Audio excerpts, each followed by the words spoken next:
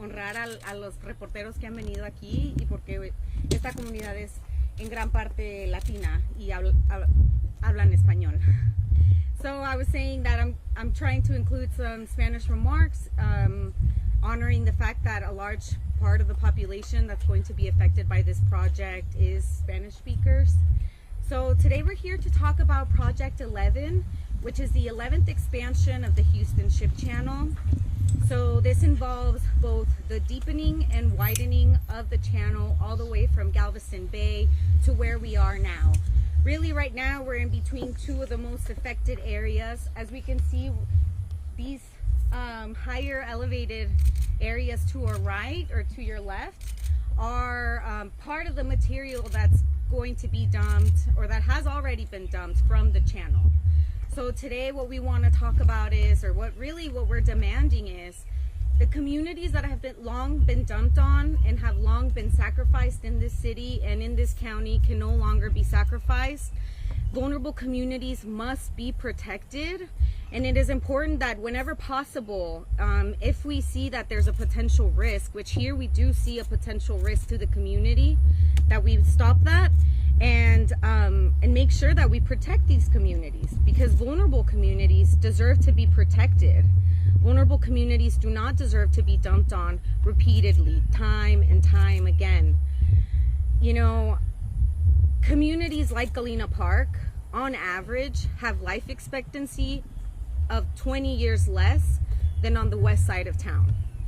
That's 2 entire decades of life lost. We deserve better than that. We deserve for our life to also matter, to also be valued, and for us to have the opportunity to have a decent life.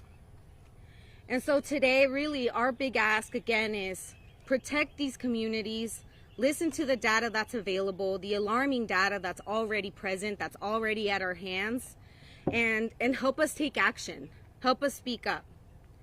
And I'll leave you guys for my colleague here, Naomi, who will talk more about the science, who will talk more about the actual data that we've come up with last year. A lot of organizations came together, pooled money together, thousands of dollars, tens of thousands of dollars to put this testing together. And even though we didn't have access to the actual dredge sites because we didn't have permission to access them, we still saw enough of a reason to be worried. And so I'll leave you right now with just the last ask, which is of our brethren, we don't ask for any special treatment. Rather, we ask that they take their feet off our necks and let us stand up straight. Thank you. Oh, and this is my colleague, Naomi.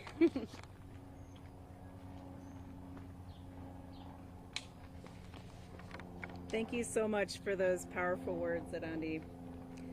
I'm Naomi Yoder with the Bullard Center for Environmental and Climate Justice at Texas Southern University. I want to present and talk about some sampling results, but also I just want to say up front, we are concerned, communities are concerned. So we tested and we collected data from the placement areas and the ship channel. From those samples, we found arsenic and other pollutants, and we're asking the Port of Houston and the Army Corps of Engineers to do more. So what is Project 11? Project 11 is a plan to expand the Houston Ship Channel. This means deepening and widening in various stretches from the mouth of Galveston Bay to near here at the turning basin in Houston's East End and Pleasantville. Deepening and widening requires dredging, or what that means is scraping out sediment from the ship channel and then depositing that dirt somewhere. In the upper reaches of the ship channel, this means placing sludge in dredge spoil areas. We are standing right next to them now. You can see the berms in the back, and this road right here marks the boundary between two dredge spoil dump areas, Clinton East and Clinton West. As you can see, these areas have walls or berms to contain the stuff that's scooped out of the channel. The U.S. Army Corps of Engineers, or the Army Corps, just builds the berms higher whenever they decide to add more sludge. The dredge spoil areas are directly next to residences, schools, ball fields. That is, they are next to places where people live, work, and play. Furthermore, the communities near the Houston Ship Channel are predominantly composed of people of color and people with lower incomes, and they're communities that are already burdened by extensive pollution. Last year, at a town hall about Project 11, with the Army Corps and the Port of Houston present, many community members from the Houston Ship Channel areas expressed concern about pollution that might be in the dirt that is dredged from the bottom of the channel, and concern about the existing contents of the dredge spoil areas. The currently existing dredge spoil areas have never, to our knowledge, been tested for pollutants that harm human health. These existing areas are generally used for regular maintenance and operations dredging of the ship channel, as opposed to the deepening and widening activities of Project 11.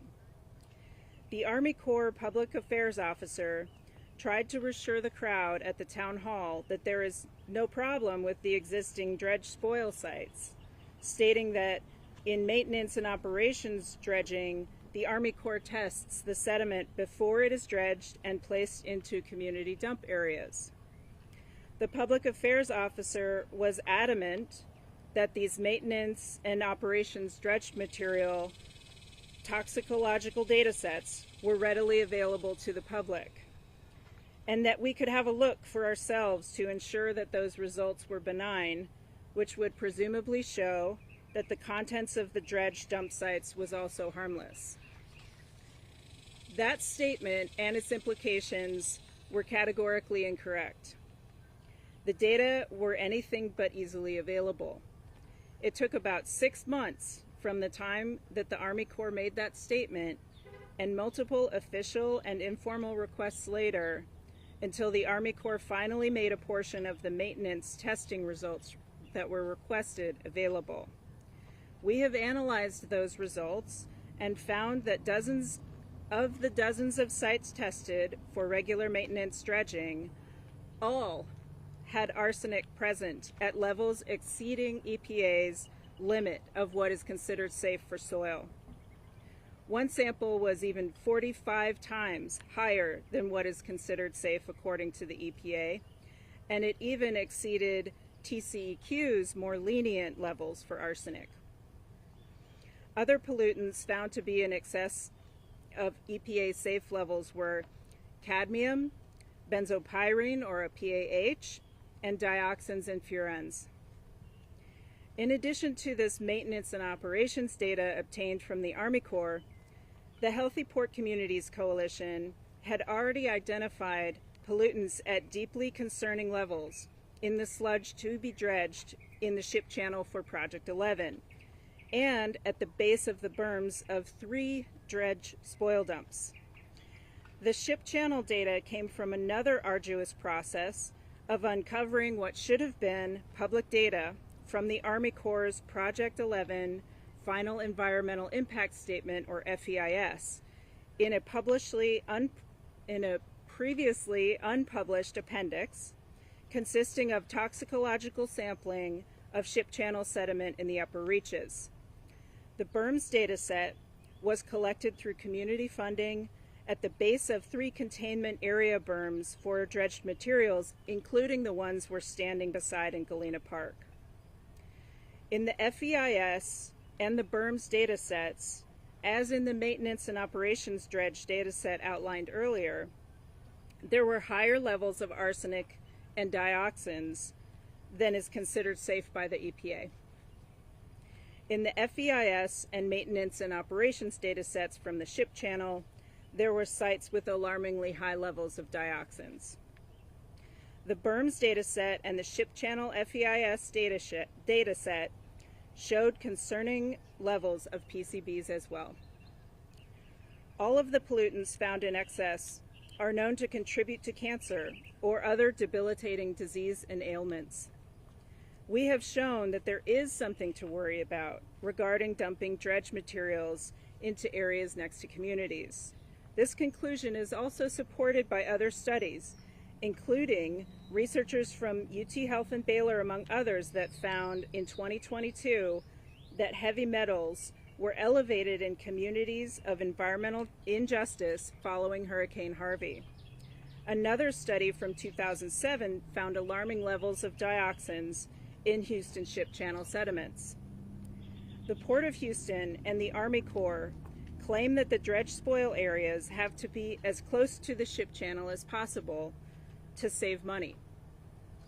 We think that placing dredge material full of pollution into communities is sacrificing the communities for profit margins. We see no reason that the industries that sit along the ship channel, who the dredging is for, and the agencies that conduct the dredging projects couldn't afford to pay for the safe disposal of sediments in areas that don't affect low-income communities and neighborhoods of people of color. It's high time that the communities know what's in the air and water, and that the regulators who control these projects take human health and environmental justice seriously.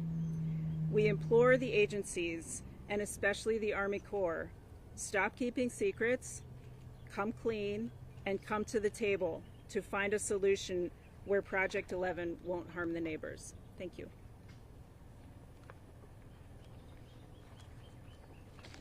Thank you so much, Naomi. Before I introduce my colleague Juan Flores, I'm going to give a brief summary in Spanish. La razón por qué estamos aquí hoy es por el tema del proyecto 11, que es la 11ª expansión del canal de Houston. Así que no solo lo están haciendo más profundo, pero también más ancho. Y pues este proyecto ya empezó en ciertas partes del canal, solamente que las porciones que están más cercanas a donde estamos ahora, pues ese material se va a colocar en lugares como el que estamos enfrente. Son tipo montañas que están cubiertas con zacate, pero como dice el doctor Bullard, uno de los originales luchadores por la justicia ambiental, dice: si ves montañas en Houston, necesitas preocuparte. Y pues esas montañas son lo que estamos tratando de prevenir con lo que estamos pidiendo. Así que otra de las razones por qué estamos pidiendo que cambien el lugar de donde están colocando este material es por la protección de las comunidades, porque desafortunadamente las comunidades más cercanas al canal de Houston muchas veces viven aproximadamente 20 años menos que las personas que están en el oeste de la misma ciudad. Y estamos en la ciudad más sucia del país, pero no significa que nuestra vida no importe, no significa que somos indispensables, que somos dispensables, así que por eso estamos pidiendo la protección de nuestras comunidades. Y lo que estaba mencionando mi colega es que nuestros grupos comunitarios se juntaron miles de dólares para hacer unos exámenes de las áreas cercanas a estos locales. Desafortunadamente no tenemos acceso a lo que es la montañita, pero hemos hecho exámenes en otras partes, pruebas en otras partes cercanas de las comunidades, y los niveles químicos están suficientemente altos para causarnos preocupación. Así que por eso estamos pidiendo que el puerto de Houston, que el Army Corps of Engineers y que la EPA, que todos los que nos puedan ayudar a cambiar el trayectorio de este proyecto, por favor nos ayuden para poder proteger a las comunidades que más lo necesitan. Ahora les voy a presentar a mi colega Juan Flores. Now I'm going to present my colleague Juan Flores, who is a resident of Galena Park, and he's going to provide the perspective of a community member. Good morning, everybody. My name is Juan Flores. I work for Airlines Houston. I've been living in Galena Park. I'm 46 now, for 42 years. Got here when I was 4 years old. And, first of all, welcome to my hometown of Galena Park. Yeah, we're here today to discuss and talk about the dredging sites that are all around you. Everybody see this hill next to us here used to be so much lower. You used to be able to see downtown Houston from here when I was growing up. Everybody see the hills behind me? I used to go play up there back in the 80s. I used to go play and exploring and playing these dredge sites when I was a kid. And I am living proof of what these chemicals can do to you. My health is suffering because of the chemicals in this area, and part of it does go back to me playing in these dredge sites when I was a elementary age, middle school kid, to going through it now. We've always suspected over the years that these dredge sites were something for us to worry about. For years we've asked, the Army Corps and the Port of Houston, guys, do we have anything to worry about because of these dredge sites in the area? We've asked those questions so many times for as long as I can remember. And they always said everything was great, they test everything, but as I've gotten a little older, a little more experienced, we've started seeing what it really is, and those chemicals that are inside these dirts are very dangerous. We've always known that, suspected it. It's kind of eye-opening to hear the report today on what chemicals are really in there, and it's such a eye-opening and also quite a awe-inspiring experience to actually prove that what we always suspected is there, and something that's very dangerous to our community. You can see the walk trails, the bike trails here. Our kids play here. We're all surrounded by this, and we're so close to it. And I know a lot of people say, hey, we don't feel anything, but eventually, by being exposed to this for so long, it will get to you. And I can tell you that from experience. You can ask me that, and I'll tell you what I'm dealing with. But going back to what we're asking, we want transparency. We want to know what's going on. And now that we know that these dirt mounds do have chemicals to worry about, then we want to know from the Army Corps and from the port, what can we do as a community to take care of ourselves? All right? I got my kids that live here. We got a lot of kids, a lot of seniors, all types of people who live here. I live 1 block away from here, so I can see these mounds every day. Is what can we do to protect ourselves? What can we do to remedy this situation?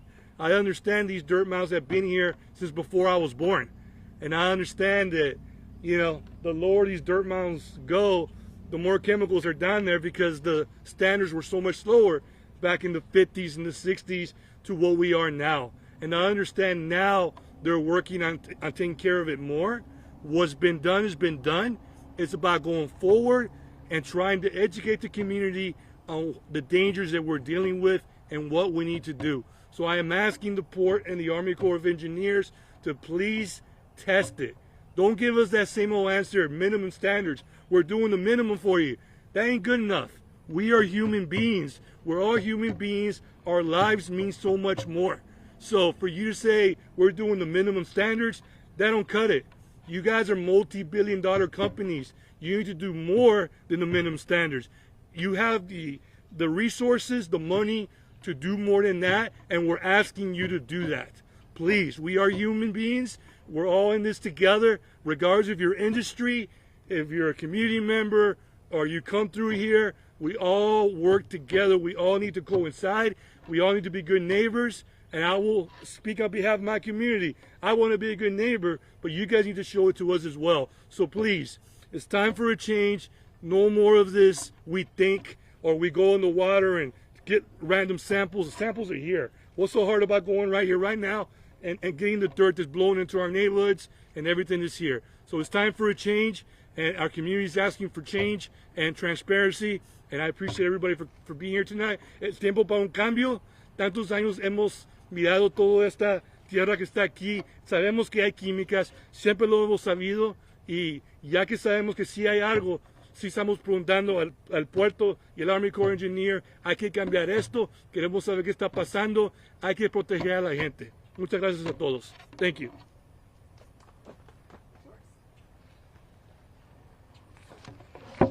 Thank you so much, Juan. Next is my colleague Ruth Nasrullah.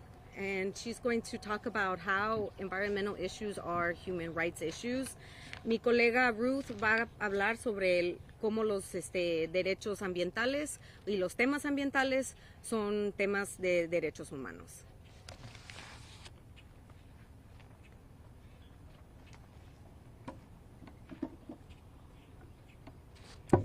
Hello, my name is Ruth Nasrullah, and I'm here today representing Amnesty International's Bay Area Houston chapter. Earlier this year, Amnesty International produced a lengthy report on the impact of toxic pollution on people who live, work, and go to school in the Houston Ship Channel area. The report's findings document the consequences of prolonged exposure to toxic pollutants from petrochemical companies here. The report describes this area as a sacrifice zone, an area where the harms from pollution disproportionately impact people of color and low-income residents. This is the reality for people who live along the Houston Ship Channel area, but it doesn't have to be. The Amnesty report documents the health and human rights consequences of repeated and regular exposure of residents to toxic pollutants. Sadly, the Ship Channel area has a long history of this. Project 11 could add yet another chapter to this history, or action can be taken now to avoid that. The residents of this area should not have to pay the price for the Ship Channel expansion with their health and safety, or with their lives, and that includes Mr. Flores here. Amnesty International believes that access to a clean environment is a human right. We applaud HPCC's steps towards ensuring the health and safety of those living in the Ship Channel area, and we stand in support of HPCC's call for more testing of the dredge material and consideration for updated guidelines to better ensure safe management of that material. The lives of our neighbors in the sacrifice zone deserve it, and our future demands it. Thank you.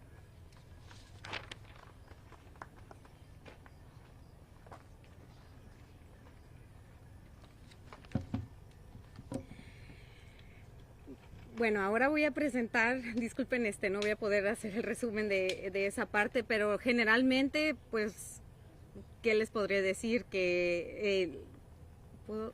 ¿Mande? Ok, bueno, solo explicaré que los temas ambientales, ¿por qué son derechos humanos? Porque si uno no puede respirar y no puede tomar agua limpia y no tiene tierra limpia para sus vegetales, pues no tiene vida. Así que por eso, ¿cómo les diré? Por esa noción básica, estos temas son derechos humanos, son temas de derechos humanos y por eso tenemos que luchar por ellos. Ahora va, sigue mi colega Stephanie Martinez de ECAP, que es el Environmental Community Advocates of Galena Park. Así que ella es la directora ejecutiva de esta organización que está basada aquí en Galena Park. Next is my colleague Stephanie Martinez from the Environmental Community Advocates of Galena Park. She's the executive director, the newly appointed executive director of an organization that's based out of here, Galena Park. Good morning. Again, I'm Stephanie Martinez, the Executive Director for ECAP. I just want to share on behalf of the organization that was started in the community because of this man-made dredge site in which toxic soil will continue to be dumped in our community. The dredge site is hurting our community and has taken this beautiful view away from Galena Park. When dumping and creating dredge sites, the Port of Houston, the Army Corps of Engineers should think about long-lasting health issues that will impact our children, adults, and seniors that have lived here for so many years. We ask, please listen to the community of Galena Park. Stop dumping, creating dredge sites in our community. Thank you.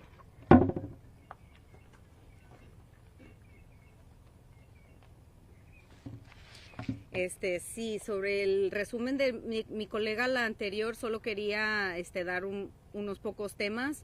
Que la organización Amnesty International a comienzos de este año produjo un reporte muy largo sobre la región aquí en Houston. De hecho, todo el reporte se trataba de la industria petroquímica aquí en Houston. Y ahí pues explican a gran detalle cuáles son las violaciones que se están haciendo contra la gente, cuál es el efecto y por qué se tiene que actuar ya. Y mi colega de Galena Park pues simplemente está reforzando los mismos temas, que es pues paren de atacar nuestras comunidades, es hora de protegerlas ya. Ahora sigue mi colega Bridget Murray. Next is my colleague Bridget Murray from AXT, which is the Achieving Community Tasks Successfully. Thank you. So good morning to everyone. As she's indicated, my name is Bridget Murray. I'm the Executive Director of Achieving Community Tasks Successfully, also known as ACTS, and we are a member organization of Healthy Port Communities Coalition. As a nonprofit community-based organization, we work with residents on the east side as well in the following communities: Pleasantville, Clinton Park, and Clinton View. And if you're not familiar with these locations, we are bound or divided by I-10 East and 610, border streets around Fidelity Road, Market Street, and Clinton Drive. These vulnerable communities have significant risk associated with poor air quality, soil contamination, water contamination, and flooding. We are home to 2 Port Houston placement areas, and in our communities we refer to them as dredge sites, dump sites, levees, and the names of those placement areas are House Stinson and Glendale. The Glendale dump site has been inactive since 1957, but as part of Project 11, there are plans to activate this site for the purpose of deepening and widening the ship channel. Yet we are still waiting on information related to the analysis of the structural integrity of the berms. Historically, a prior breach of this dredge site gives our community pause without these results of the structural integrity of the berms.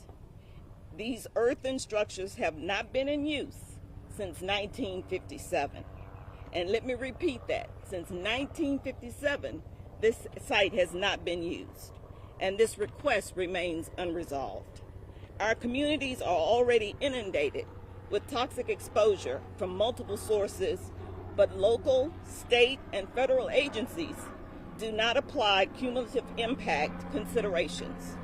The increased air emissions, potential soil contamination with flooding events in an already overburdened area must be considered. Flooding is a risk in the Pleasantville community. Unfortunately, our communities have been assigned to the Jacinto River watershed, which includes Montgomery County and the Conroe area. All proposals for flood mitigation in this watershed stop at Lake Houston, and communities near the port are in a bottleneck area with storm surge concerns.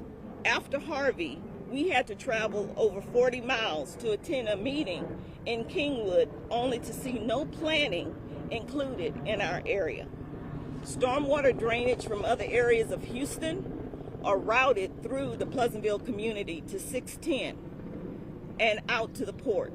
Our community floods due to the decisions from Harris County Flood Control, City of Houston Public Works, United States Army Corps of Engineers, Port Houston, and TxDOT. The natural drainage was cut off. These complex issues remain unresolved.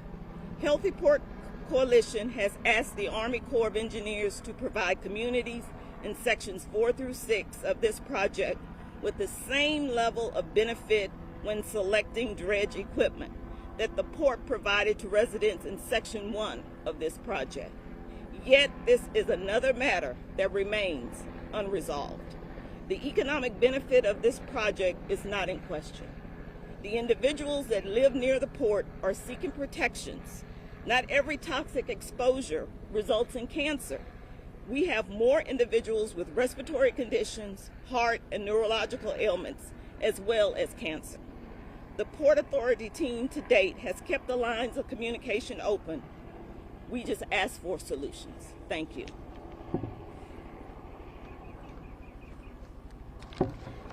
Thank you, Bridget. So I want to make a few points in Spanish before closing off, and then after that, my colleagues are going to be available for questions or for further conversations. Quiero hacer unos últimos puntos en español.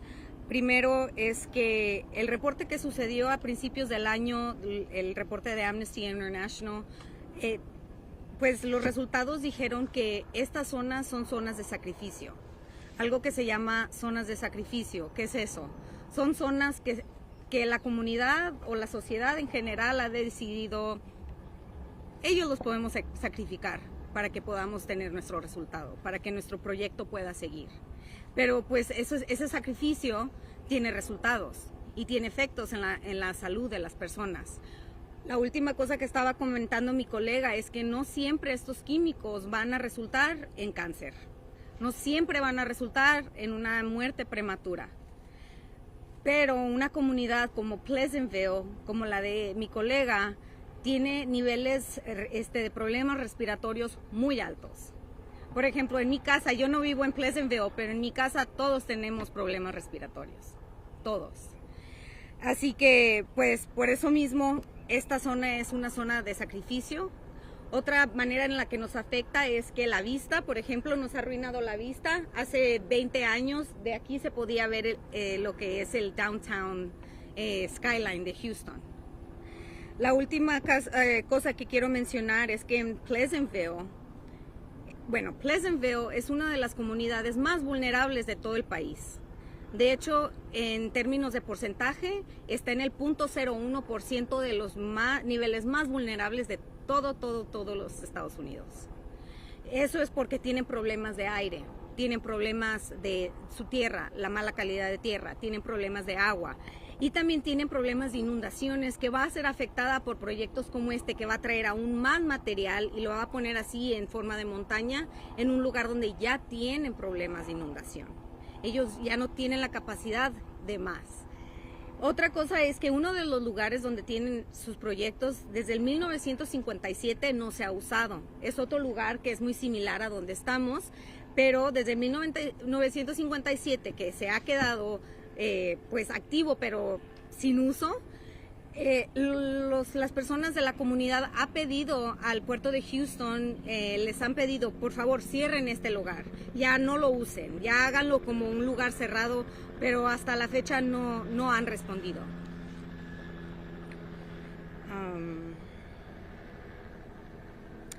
Así que, pues últimamente lo que la comunidad quiere es que se respete, la comunidad quiere que su vida se respete y que se valore, y que las comunidades más vulnerables sean protegidas, no abusadas más y más.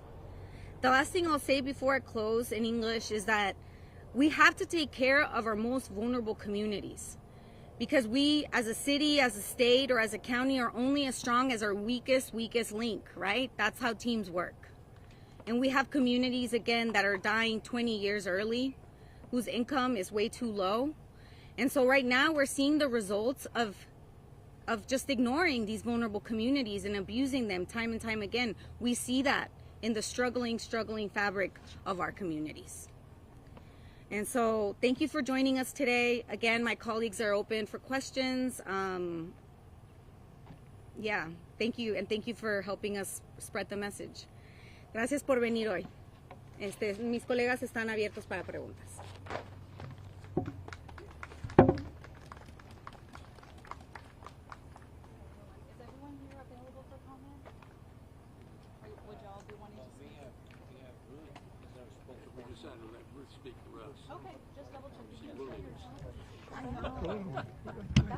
I look up and I'm like, yes, we all do. Thank you.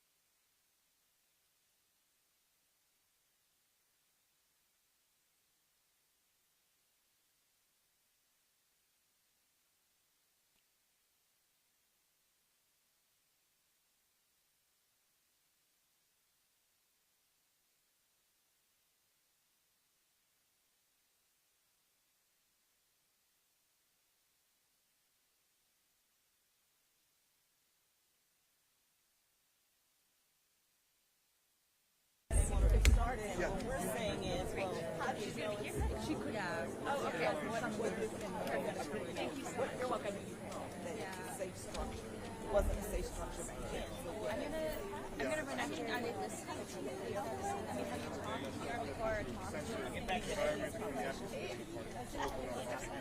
What do they say when you're like, we're worried that this will happen again? I think there's a risk assessment, but when will we see the information? I feel like it's another. Yeah. It's so frustrating. We grew up in this community and like there's kids in this community, there's families and babies in this community. And it's not like what is that like? I mean, so this is not the first time that the court has had a plan to activate that site. So in the 90s, we were able to stop them from activating. So I think in Project 11, though, it's going to be a hard sell because, of course, the port wants those large ships to come in. So economic reasons that we understand, but all we're asking for is what are the assurances? How safe will our communities be? There's another resident of the building as well. My name is Elena. BRIDG. MURRA. 70. 70? I was like, okay.